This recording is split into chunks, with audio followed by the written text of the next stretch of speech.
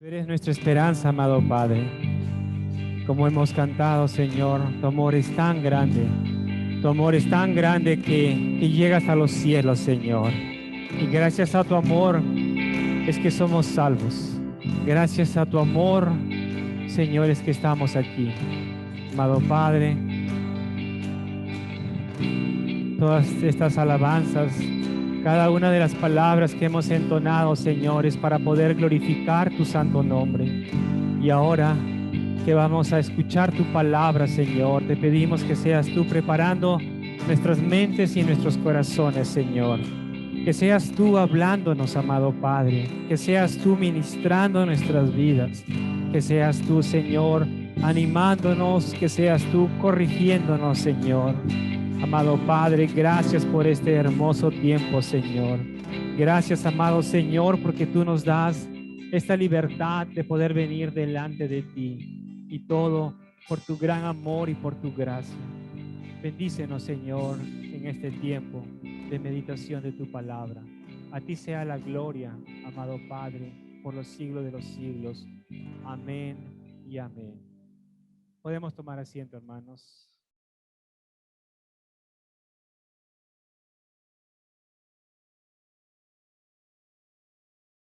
Nosotros, los creyentes, venimos a la iglesia para adorar a Dios. Venimos a la iglesia porque amamos a Dios.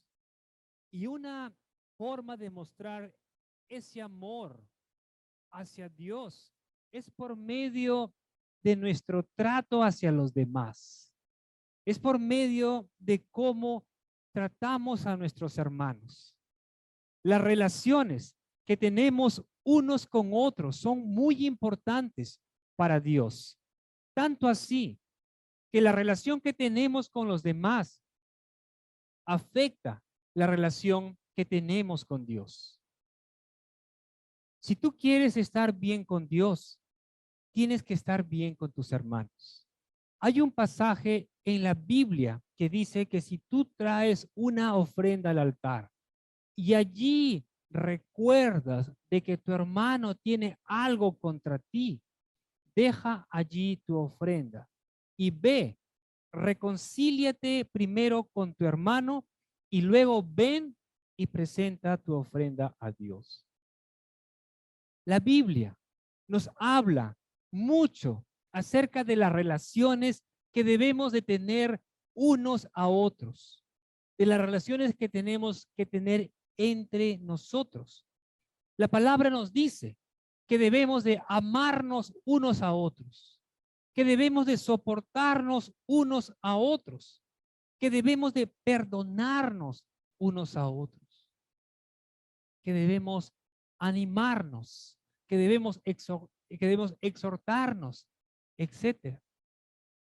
Pero para poder hacer eso, para poder soportarnos, para poder perdonarnos, para poder amarnos como Dios quiere, necesitamos del amor de Dios en nuestras vidas. Porque por naturaleza, el hombre es egoísta. El hombre tiende a pensar más en sí mismo que en los demás. Es Dios quien nos da una nueva naturaleza cuando admitimos nuestra culpabilidad delante de Dios. Cuando nos arrepentimos de nuestros pecados y aceptamos la salvación que Dios da por medio de la fe en Cristo Jesús. Y ese cambio de naturaleza se llama conversión y es producida por la gracia de Dios. El creyente, al tener esa nueva naturaleza, puede manifestar un poco de ese amor divino que ha sido derramado en su corazón por medio del Espíritu Santo. Y ese tipo de amor no busca su propio interés, no se goza en la injusticia, sino que se goza en la verdad. Ese tipo de amor, como dice en la palabra en 1 Corintios 13, todo lo sufre, todo lo cree, todo lo espera, todo lo soporta. Hoy voy a hablar acerca de una de esas relaciones que Dios nos menciona en su palabra. Hoy voy a hablar acerca de edificaos unos a otros. Vayamos al versículo que voy a utilizar en esta mañana. Primera de Tesalonicenses, capítulo 5, versículo 11. Voy a usar un solo versículo. Generalmente uso un bloque, varios versículos, pero ahora voy a utilizar solamente este versículo como base para el tema de hoy. Leamos. Primera de Tesalonicenses, capítulo 5, versículo 11.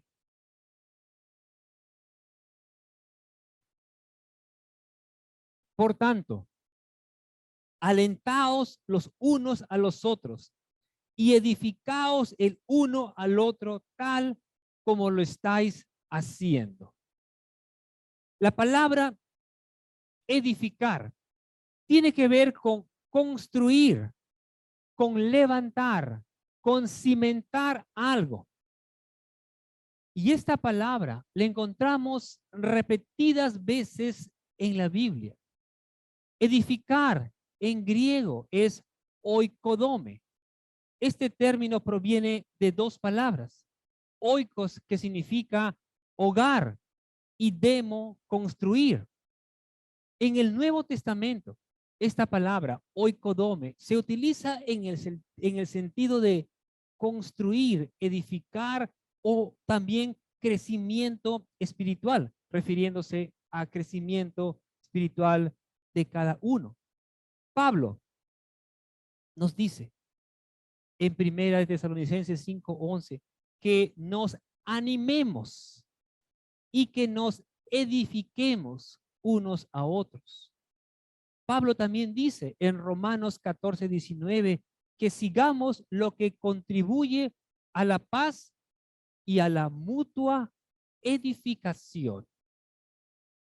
Y Primera de Corintios 14:26, Primera de Corintios 14:26 nos dice: ¿qué hay que hacer, pues, hermanos? Cuando os reunís, cada uno aporte salmo, enseñanza, revelación, lenguas o interpretación. Y fíjense lo que dice después: que todo se haga para edificación. Y aquí podemos ver que el Señor nos manda, nos ordena a que nos edifiquemos unos a otros. ¿Y por qué creen que el Señor hace esto? ¿Por qué es que el Señor nos dice que nos edifiquemos unos a otros? Porque somos un cuerpo. Al venir a Cristo, venimos, todos los creyentes venimos a formar un solo cuerpo. Y como un solo cuerpo que somos, debemos edificarnos unos a otros.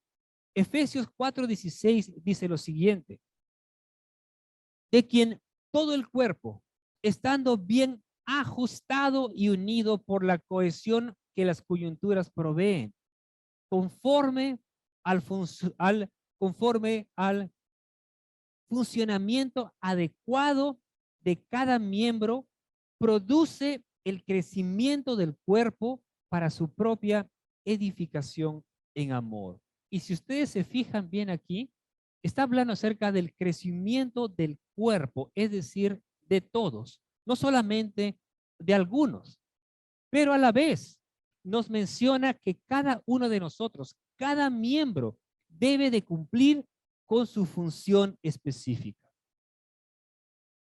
Les doy un ejemplo. En el cuerpo de una persona, generalmente uno de los brazos es más fuerte que el otro, porque los que somos derechos generalmente usamos más el brazo derecho para hacer algo o para cargar algo, algo pesado, automáticamente tú usas tu mano derecha. Pero si tú eres zurdo, usas la mano izquierda, lo usas más.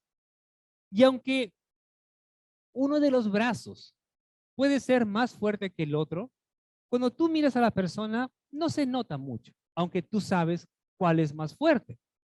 Pero digamos que decides ir al gimnasio y solamente cargas mancuernas con un solo brazo. Solo haces ejercicio con un solo brazo. ¿Qué pasaría? ¿Cómo crees que te verías? No se vería bien. Imagínate que tengas un brazo musculoso y el otro flaquito. No, no se ve bien. Y no creo que nadie haga eso. Cuando uno va al gimnasio, haces ejercicios con los dos brazos para que se vean igual. En la iglesia sucede algo similar o debe suceder algo similar. Debido a que somos un cuerpo, debemos de pensar de manera conjunta y no de manera individual. Todos en la iglesia debemos de crecer juntos, debemos de crecer espiritualmente. No solo unos cuantos, no solamente los líderes de la iglesia, no, sino que todos. Si uno estudia, si uno aprende algo, si tienes la bendición de ir al seminario, todo lo que aprendamos es para poder enseñar a los demás. Así podemos crecer juntos espiritualmente. De otro modo, la iglesia va a tener un brazo musculoso y otro flaquito. Y no queremos eso. Queremos que todo el cuerpo sea edificado. ¿Y cómo uno puede edificarse espiritualmente? De varias maneras. En primer lugar, congregándonos. Debemos de congregarnos. Eso es muy importante. Hebreos 10:25 dice, no dejando de congregarnos como algunos tienen por costumbre, sino exhortándonos y tanto más cuando veis que aquel día se acerca. Y cuando menciona esto, aquí, cuando menciona aquel día, ¿a qué se refiere? Se refiere al día del Señor, a la venida de Cristo por segunda vez a la tierra. Otra manera en la que nos podemos edificar es oyendo la palabra de Dios. La Biblia declara que la fe crece en nuestra vida por medio de oír la palabra de Dios. Una tercera manera es orando, pasando tiempo delante de la presencia de Dios. Cuando oramos, cuando estamos a solas con el Señor, nos edificamos espiritualmente. Otra manera es obedeciendo la palabra de Dios. Eso es muy importante. Dios, su palabra tiene poder para edificarnos, pero tenemos que obedecerla. No solo debemos ser oidores, sino que debemos de ser hacedores de la palabra, dice Santiago 1:22. Pero ahora veamos cómo es que nos podemos edificar mutuamente. ¿Cómo es que nos podemos edificar unos a otros? Hemos visto 4 maneras, pero no son las únicas de cómo uno se puede edificar espiritualmente. Pero también el Señor nos ordena a que nos edifiquemos unos a otros. Una manera de animarnos y edificarnos es por medio de la comunicación, a través de las palabras que decimos. Pero no se trata de decir cualquier cosa o cualquier palabra, sino de proferir buenas palabras, palabras que resulten de estímulo para quienes la oigan. Fíjense lo que nos dice Pablo en Efesios capítulo 4, versículo 29.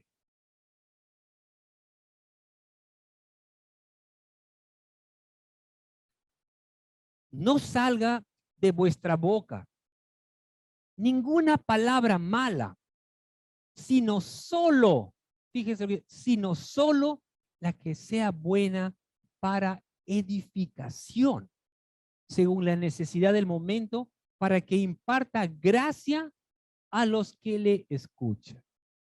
Y esto es algo muy importante, que no salga de nuestra boca ninguna palabra mala, sino solamente la que sea buena para edificar a otros. Tú puedes edificar a alguien por lo que dices y también por la manera como lo dices. El modo en que nosotros hablamos es importante. Hay mucha gente que ha sido dañada por lo que alguien en algún momento le ha dicho. Incluso, incluso a veces los mismos padres, sin querer, hemos dañado a nuestros hijos con nuestras palabras. A veces podemos estar enojados porque tal vez pueden haber hecho algo, pero en ese momento de fastidio, de enojo, podemos haberles dicho, nunca vas a llegar a hacer nada. O cuando hacen algo mal, podemos haberles dicho, eres un inútil, nada haces bien. Y con esas palabras y otras que podemos haber dicho, podemos haber dañado a ese niño o a ese joven. No digo que no los corrijamos. Por supuesto que tenemos que corregir a nuestros hijos, pero tenemos que tener cuidado con las palabras que decimos, porque las palabras que salen de nuestra boca pueden dañar mucho a una persona. ¿Y qué decir en los trabajos? También hay muchos jefes malos que abusan de sus empleados, que maltratan a la gente con sus palabras. Y eso le puede afectar mucho a una persona. Le puede bajar su autoestima tremendamente. El impacto de las palabras que salen de nuestra boca pueden hacer mucho daño.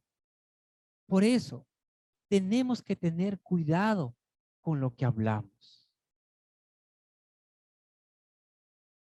Las palabras importan, hermanos. Las palabras importan. Las palabras pueden afectar la manera en que la otra persona piensa, siente o actúa. Usemos nuestra boca para edificar y no para destruir. Proverbios 18:21 dice que la vida y la muerte están en el poder de la lengua. Tú puedes impartir vida o muerte al hablar. Tú puedes sanar o herir a alguien con tus palabras. Los que están casados deben recordar eso mucho.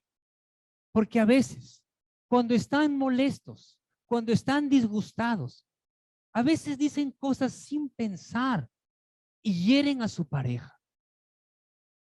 Y ya no hay manera de regresar las palabras. Ya no hay manera de borrar lo que has dicho. Por eso es que tenemos que tener cuidado. Incluso por las palabras, muchos matrimonios se pueden destruir. Podemos destruirnos con lo que decimos porque herimos a nuestra pareja. Proverbios 12:18 dice que hay hombres que hablan sin tino, es decir, sin cuidado, y sus palabras son como golpes de espada. Pero la lengua de los sabios es como medicina. Tú puedes sanar a una persona con tus palabras o dañar tremendamente. Volviendo al versículo que estamos estudiando. Veamos por qué es que Pablo le dice a los hermanos de la iglesia en Tesalónica que se alienten y que se edifiquen unos a otros. ¿Cuál era el contexto? ¿Qué estaba pasando antes que Pablo dijera estas palabras? Leamos 1 Tesalonicenses capítulo 5, versículos del 9 al 11.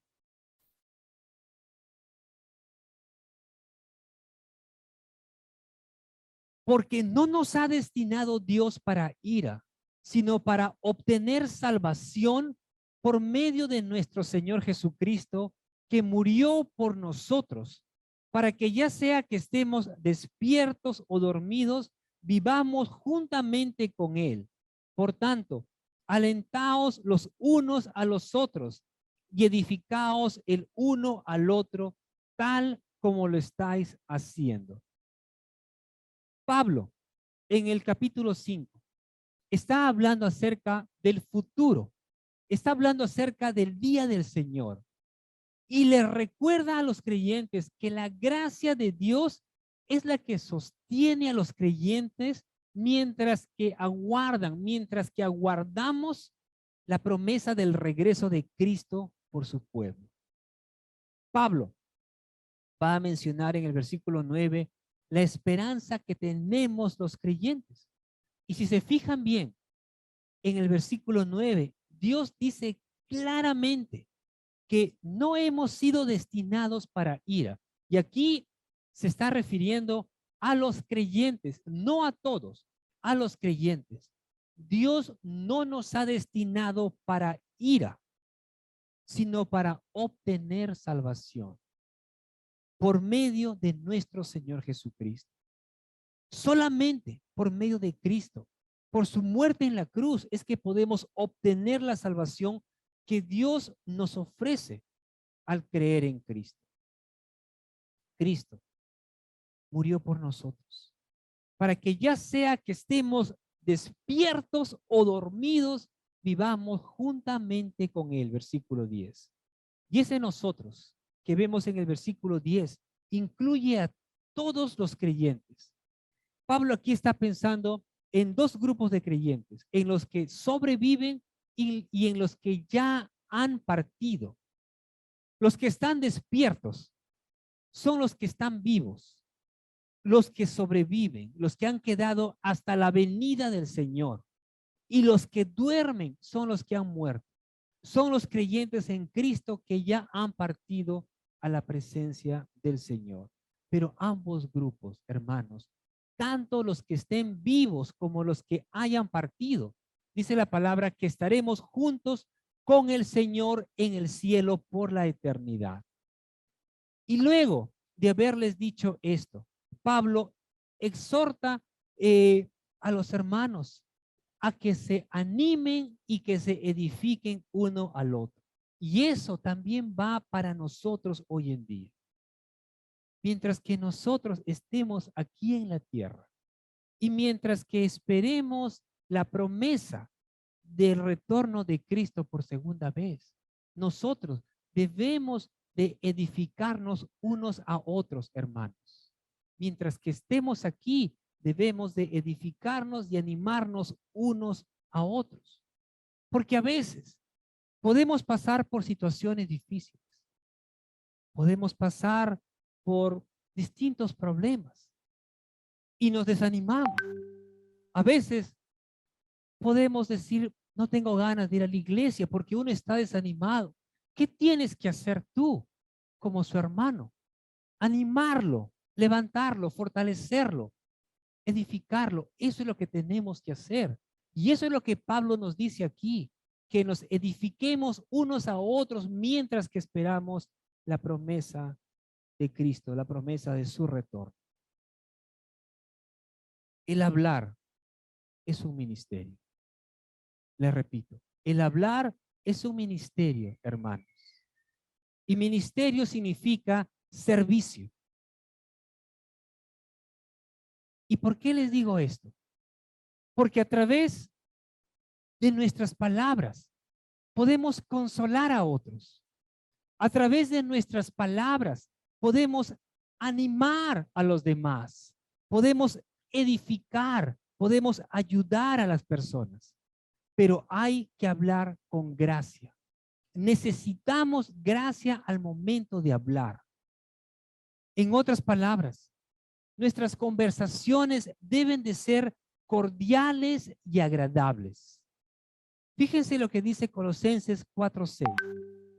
Colosenses 4:6.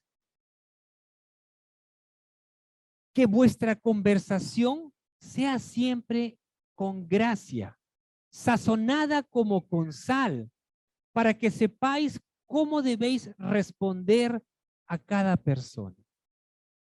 Si nosotros no hablamos con gracia, nuestras palabras no serán bien recibidas por la gente. el Señor nos insta a que hablemos con gracia. Y Dios es quien nos da esa gracia, hermanos. Pero para recibir esa gracia, debemos estar en comunión con el Señor. Debemos pasar tiempo en su presencia. El salmista dijo en el Salmo 80:19, haz que tu rostro brille, haz que tu rostro resplandezca sobre nosotros. Alguien podría decir, ¿y qué significa eso? ¿Qué significa que el rostro de Dios resplandezca sobre nosotros? Cuando el rostro del Señor resplandece sobre sus hijos, significa que su gracia y su favor está sobre nosotros. Que su gracia y favor está sobre uno. Que su gracia y favor está sobre ti. Leamos Hechos, versículos 46 y 47. Vean lo que dice este pasaje o estos versículos. Está hablando aquí acerca de los apóstoles. Día tras día continuaban unánimes en el templo y partiendo el pan en los hogares. Comían juntos con alegría y sencillez de corazón, alabando a Dios y hallando favor con todo el pueblo. Tener favor es hallar gracia delante de la gente. Y como dije, esa gracia nos la da Dios. Y esa gracia se puede notar cuando uno habla, cuando uno actúa. Pero ¿qué sucede cuando uno no se deja guiar por el Espíritu Santo? Cuando uno no está o no tiene una relación íntima con el Señor. Cuando uno no tiene una relación íntima con el Señor o no se deja guiar por el Espíritu, entonces se va a dejar llevar por su carne. Vamos a reaccionar llevados por nuestras emociones y por nuestros impulsos. Y cuando hacemos eso, ¿qué sucede? Cuando nos dejamos llevar por nuestros impulsos, muchas veces decimos cosas que no queremos. Muchas veces decimos barbaridades y podemos herir a la gente. Fíjense lo que dice Santiago sobre la lengua. Leamos Santiago, capítulo 3, versículos del 7 al 12. Santiago 3, versículos del 7 al 12. Porque todo género de fieras y de aves, de reptiles y de animales marinos se puede domar y ha sido domado por el género humano. Versículo 8. Pero ningún hombre puede domar la lengua. Fíjense lo que dice aquí. Pero ningún hombre puede domar la lengua. Es un mal turbulento y lleno de veneno mortal. Con ella bendecimos a nuestro Señor y Padre, y con ella maldecimos a los hombres que han sido hechos a la imagen de Dios. De la misma boca proceden bendición y maldición. Hermanos míos, esto no debe ser así. ¿Acaso una fuente por la misma abertura echa agua dulce y amarga? ¿Acaso, hermanos míos, puede una higuera producir aceitunas o una vid higos? Tampoco la fuente de agua salada puede producir agua dulce. A la verdad, hermanos, solo Dios puede controlar nuestra lengua. Solo el Señor puede controlar nuestra boca. Y eso sucede cuando nuestras vidas están completamente sometidas al Señor. Porque es que muchas veces nosotros en algún momento de enojo podemos soltar ciertas palabras y después nos arrepentimos. Digo, pero ¿por qué dije eso? Es porque nos dejamos llevar por nuestras emociones, por nuestra carne. De nuestra boca, hermanos, no debe salir dos mensajes distintos. No podemos bendecir a Dios con nuestros labios y con esos mismos labios maldecir a los hombres que han sido hechos a la imagen de Dios. Santiago dice, ¿cómo puede ser eso, hermanos? ¿Cómo puede ser eso? Imagínense de que venimos a la iglesia, estamos aquí y hemos cantado, hemos alabado al Señor, pero salimos de la iglesia y llegamos a la casa y comenzamos a maltratar a nuestros seres queridos con nuestras palabras. Santiago dice, cómo puede ser eso? Eso no debe ser así. Santiago también dijo, no puede salir de la misma fuente agua dulce y agua salada. Si no queremos que salga agua dulce y agua amarga de nuestra boca, cuidemos nuestro corazón. Mateo 15:19 dice que del corazón salen los malos pensamientos y toda cosa mala de nuestro corazón. Y también Mateo 12:34 dice que de la abundancia del corazón habla la boca. Nosotros hablamos de lo que tenemos aquí dentro. Si nuestro corazón está herido, si tenemos amargura en nuestro corazón, ¿qué creen que va a salir de nuestra boca? ¿Qué creen que va a salir de nuestra boca? Nuestras palabras reflejan lo que hay en nuestro corazón. Y a veces no nos damos cuenta. A veces lo que tú dices es por lo que tú sientes. Y por eso, hermanos, tenemos que cuidar nuestro corazón. De la abundancia del corazón habla la boca. Y las palabras que nosotros decimos tienen consecuencias. Jesús dijo que de toda palabra ociosa, de toda palabra vana que hayamos dicho, tendremos que dar cuentas en el día del juicio. Así que cuidado con lo que hablamos. Cuidado con los chismes. Cuidado con la murmuración. El pueblo de Israel, cuando se encontraba en el desierto, después que el Señor ya los había sacado de Egipto, comenzaron a murmurar. Murmuraban mucho, se quejaban de todo.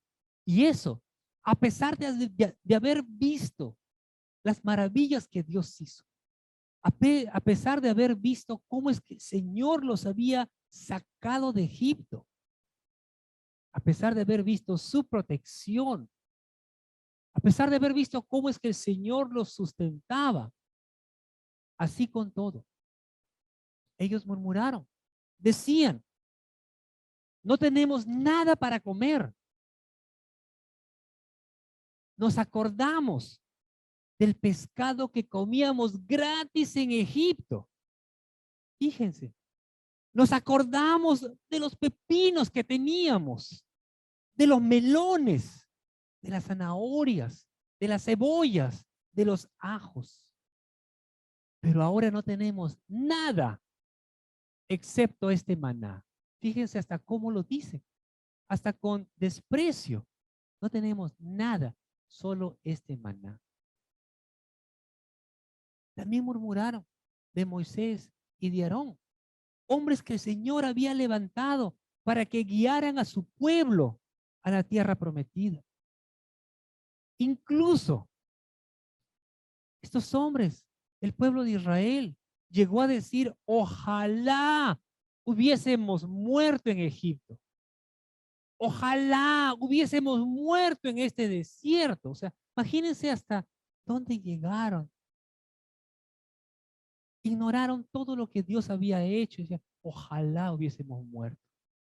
Y por esa razón es que el pueblo de Israel pasó 40 años en el desierto, cuando el viaje a la tierra prometida pudo haberles tomado unas semanas. Y a veces nosotros también, hermanos, sin darnos cuenta, cometemos el mismo error. Murmuramos y nos quejamos de todo. Nos quejamos de las cosas que no tenemos y no nos fijamos en todo lo que Dios nos da día a día. No nos fijamos en todas las bendiciones y cuidado que el Señor tiene por nosotros. En vez de fijarnos en esas cosas, nos fijamos en las cosas que no tenemos y murmuramos. Cuidemos nuestra boca, cuidemos nuestra mente, cuidemos nuestros corazones, hermanos. David dijo en el Salmo 19:14, sean gratas las palabras de mi boca y la meditación de mi corazón delante de ti, oh Señor, roca mía y redentor mío. Que todo lo que salga de nuestra boca, queridos hermanos, sea para edificación. Que toda palabra que digamos pueda salir sazonada como con sal. Es decir, hablemos con gracia. Pidámosle al Señor que nos dé gracia al momento de hablar, para que podamos ser de bendición a los demás. Quiero terminar con una pequeña historia, y es sobre la necesidad de alentar a los demás. Si uno no puede estar personalmente en la batalla, no debe desalentar a los que están combatiendo. Si tú no puedes hacer algo o tú no estás en cierto lugar, no desalientes a los que sí están. No desalientes a los demás. Una vez, el jefe de una tribu cayó herido en medio de una batalla. Y cuando sus hombres vieron que el jefe había sido herido, que había caído, se asustaron, se turbaron. Y eso dio ventaja a que el enemigo avance. Este viejo caudillo, al ver lo que estaba sucediendo con sus hombres, hizo un esfuerzo por levantarse. Se levantó y aunque la sangre corría por sus heridas, gritó diciendo, no estoy muerto, los estoy mirando. Así que espero que cada uno cumpla con su deber. Sus hombres, al escuchar sus palabras, se animaron, tomaron fuerzas, se llenaron de valor y pelearon con todo y vencieron a sus enemigos. Así, cuando nuestras fuerzas flaqueen, porque a veces vamos a sentirnos débiles, a veces podemos flaquear. Cuando nuestras fuerzas flaqueen y nuestros corazones se sientan decaídos, nuestro jefe, nuestro capitán, el Señor de todo el universo, nos dice, he aquí, yo estoy con vosotros todos los días hasta el fin del mundo. Nuestro Señor siempre estará allí con nosotros. Él nunca nos abandonará. Así que sigamos adelante, hermanos. A pesar de las dificultades, a pesar de los problemas, sigamos adelante, sabiendo que nuestro Señor está con nosotros. Sigamos firmes hasta el final de la carrera. Amén, hermanos. Oremos. Amado Padre, Dios Todopoderoso, te damos gracias, bendito Señor, por tu santa y bendita palabra. Gracias porque a través de ella, Señor, tú nos enseñas, Señor. Tú nos exhortas con amor para que podamos mejorar en nuestras vidas, para que podamos tener cuidado, Señor, en la manera en la que hablamos, en la manera en que pensamos. Amado Padre, danos de tu gracia, Señor. Llénanos cada vez más de tu amor para que podamos mostrar ese amor a los demás, para que podamos amarnos como tú quieres, para que podamos soportarnos, Señor, para que podamos perdonarnos, para que podamos edificarnos unos a otros. Gracias, bendito Padre, porque a través de la comunión que tenemos con nuestros hermanos, Señor, tú vas formando nuestras vidas, Señor. Ayúdanos, bendito Señor. sé tú trabajando en nosotros cada vez más. Ayúdanos, Señor, a poder honrarte a través de todo lo que hacemos, a través de lo que hablamos, Señor, y que nuestras palabras puedan ser de edificación a la gente. Te damos gracias por todo, bendito Padre. A ti sea la gloria por los siglos de los siglos. Amén y amén.